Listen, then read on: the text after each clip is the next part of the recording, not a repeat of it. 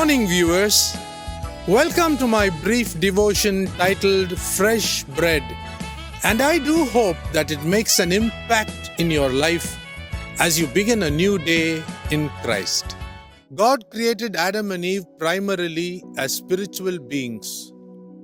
Though they were in the flesh, their spirit was not dead.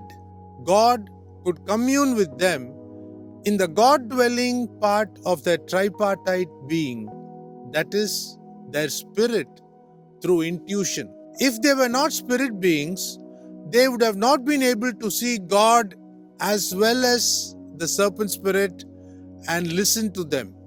They, in their naivety, could only think about their physical death. But the serpent beguiled them to believing that they would never die at all, even if they ate the fruit of the knowledge of good and evil. That is why the crafty serpent came up with a cunning question. Did God say, "You shall not eat of any tree in the garden"?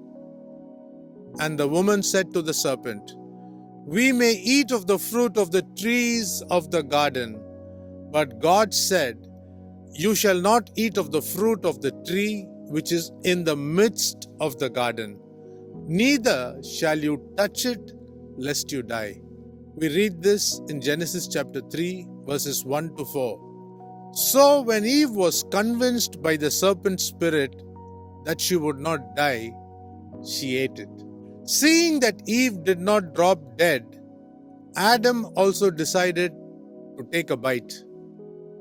Adam and Eve lost the propriety influence they had over the garden because of unbelief in what God had warned. When we come to God with belief, no matter what happens or is happening in our lives, He is ready to give us His righteousness. This righteousness is received only when we put our faith in the finished work of Jesus Christ. The failure of Adam was set right only by Jesus Christ, by being obedient to the Father to the point of death on the cross.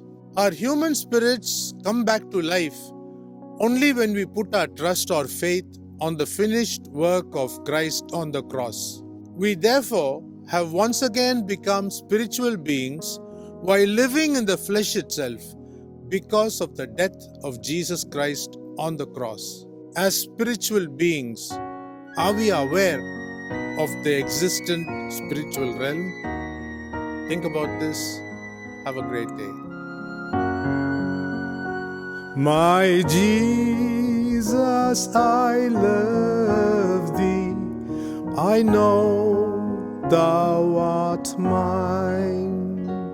For Thee all the follies of sin I resign. My gracious Redeemer, my Savior art Thou. If ever I loved Thee, my Jesus, 'tis now.